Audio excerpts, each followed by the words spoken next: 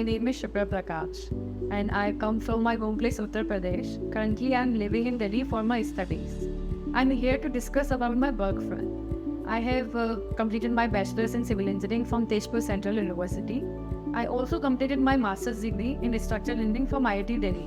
Currently I work as a research scholar at SSDL lab at the Department of Civil Engineering, IIT Delhi. So people often ask me why you take the research job.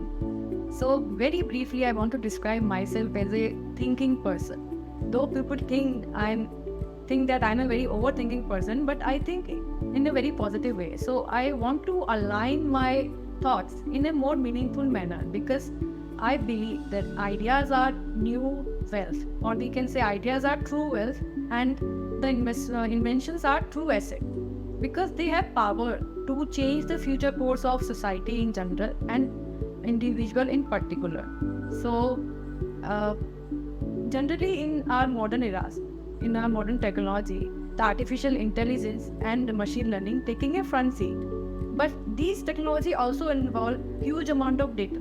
That data could be extracted from various sources, various sensors like PCT patches, accelerometer, electric steering gauges. But when we come towards when we think about the construction industry, it involves material like concrete, which is very much incompatible with the materials of these sensors.